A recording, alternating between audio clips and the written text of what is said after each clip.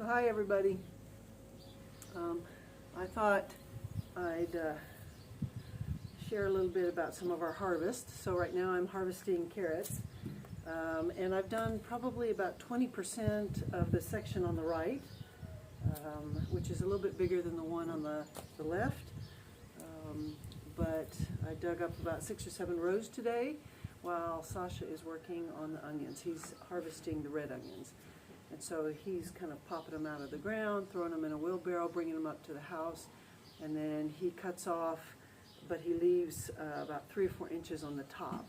And so what we'll do for the onions is we kind of have a loop of string, and then we take the top of the onion once it's already dried out, hook it around the string and hang it, and then we create this bunch, kind of like a bunch of grapes.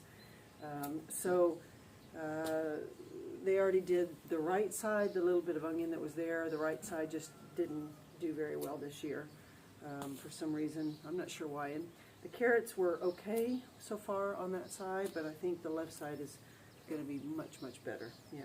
So anyway, while he's working on that, I'm working on the carrots. Both of these are things that we plant in the fall last year. And it's about harvest time now. Of course, we get all different kinds of sizes, so we can get some of the small ones, kind of which I'm putting over here to the right of the camera. Then we get a number of the bigger ones. This is not quite as big. And they'll go in these bags over here, mesh bags. So, you know, pretty good, especially considering that side of the garden was having problems this year. There's some in here that are pretty big, some pretty nice sized carrots. We'll store them down in the cellar, hanging in these knit bags. And once we have a lot of clients here for the winter months, then we'll have them start grading them and cutting them up, and then we put them in the freezer. So the little ones like this aren't worth saving, so I just kind of dump them over here on the ground to the right, and we'll give those to the rabbits. Contrary to a lot of people's belief, the rabbits like the greens. Usually they don't eat much of the carrot because it's in the ground. They might eat a little bit of the top, and it's kind of like ice cream for them. So we don't want to give them a lot of the actual root of the carrot. The greens they can eat a lot of, but we'll give these small ones to the rabbits. These greens that I'm working on right now that are going in the wheelbarrow will go to probably the ducks, turkey ducks, geese. I'll probably need to see if the turkeys like them. You know, since turkeys are kind of new for us and we're not sure, you know, what they will eat and what they won't eat. Everything that I've researched on the internet talks about greens. You know, well, what is greens? You know, so we'll kind of see. Play it by ear with them and see if they like it. I know that I've given them some other greens that they weren't really too much interested in. They love green onions. Probably the only animal that I've ever come across that likes onions. You know, if you give them to the pigs or any of the other animals, they're not really big on them. Yeah.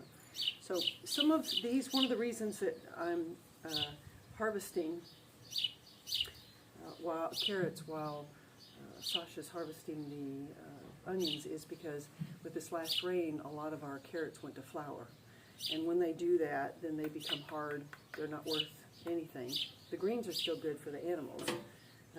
So a bunch of them just started flowering, and so some were a little while ago, and they're the ones that are hard at this point. But I wanted to make sure that I got a lot of them out of the garden now before, see, this one is getting close to being flowering. So we don't lose them, you know, because you got all this plant and that's hard as a rock, you know. There's some of that you need for the pollination. See, here's another one. Yep, there's a little baby one in there. And just some of the small ones, throwing them to the side for the rabbits. We have our 2-year-old male rabbit, breeds with 4 different females. And then we have a white male rabbit, and he breeds with 4 rabbits. And then we have one new black male rabbit from our big 2-year-old rabbit, male.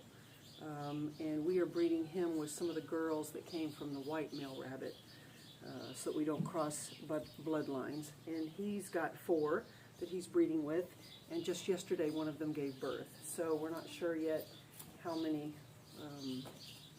little bunny rabbits we have, because we can't get in there and count them right now.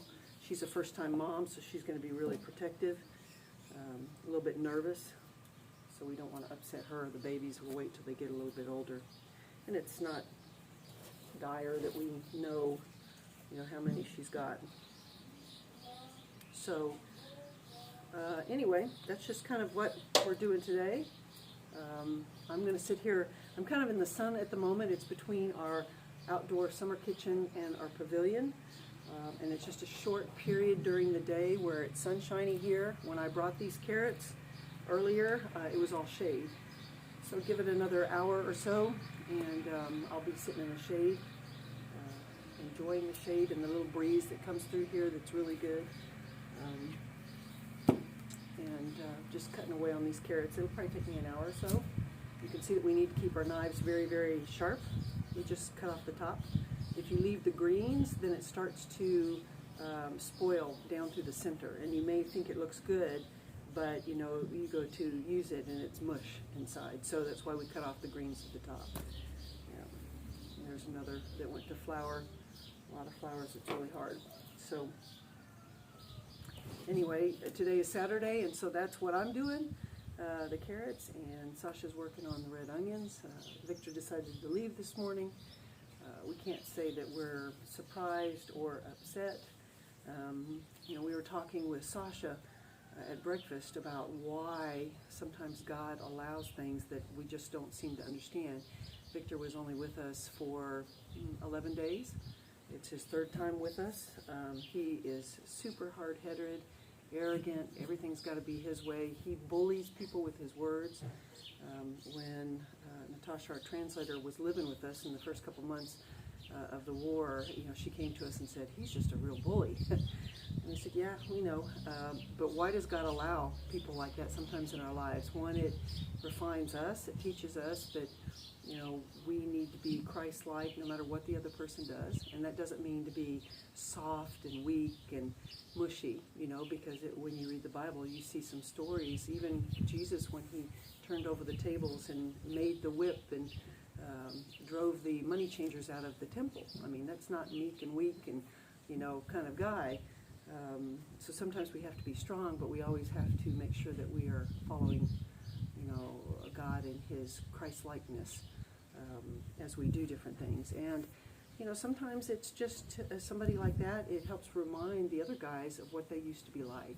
And that's one thing that Sasha had mentioned, is that the first time he was with us, he was really hard-headed, and I think being exposed to the love that we give him here, the boundaries that we have, holding them accountable for their choices, he realized that this was a safe place, that a place where he could change and grow. And so when he left, it was probably just a couple months, and he asked to come back. And he's definitely been a different guy this time. And we talked about that, how we're seeing the joy in his eyes, how he's catching himself and not being a bull in a china shop and being really dominant. He didn't always bully with his words like Victor did. Victor had all these beautiful words, but he really dominated and bullied people through them. Sasha is just kind of an older guy. He's 66, and that's the way he's always done it, And I gave him an example. Yesterday, I wanted to split up 2 of our big white piglet females because I want them in their own pens. They're just getting too much to take care of in a small pen. And he came to me and said, they eat better when they're together. And so I used that example this morning, and I said, Sasha, if you'd come to me and said, "Hey, Laura, I got a recommendation, what I've learned through my history, working with pigs, is that they eat better when they're together. You know, if he had come to me like that, I would have entertained the idea and probably not gone with it, because I'm the one that's cleaning the pens and it's just easier when they're separated. But I would have listened to him more. Whereas what he did is, you know, he came and rah, rah, rah to me, and I was like, nope. You know, and that's one of those hard things about holding them accountable for their choices. Sometimes it's not what they say, it's how they say it. And teaching them to have better communication patterns. You know, because even though I understood exactly what he was saying, at that moment I have a choice of, is this a point where I can teach him, you know, and say nope, and then later on talk about how he could have done it a little bit better, or, you know, is this a time where I just go with what I want? So it's, you know, every time we talk with one of these guys, that's one of the hardest things. It's mentally exhausting, is to take that second, seek the Lord's help, and decide, what should we do? Should we confront them loud and in their face? You know, should we just ignore them? Should we teach them? Should we say not now and then approach the issue later? All of those things depends on the man and where he is in his program, and kind of how God leads us, because sometimes, you know, we really don't know the hearts of these men, even though we spend 24/7 with them. And because we don't always understand all the words, we're really intuitive in picking up on their attitudes and the tone and those kind of things. But just, you know, what is best for them. So anyway, I've talked enough. It's about time to get up and go prepare lunch, but I'm going to be doing carrots for a couple hours today. Sasha's over there trimming up the onions and putting them on the drying racks so that they'll be out in the sun. So interesting, I hope, for you. A little glimpse of our life.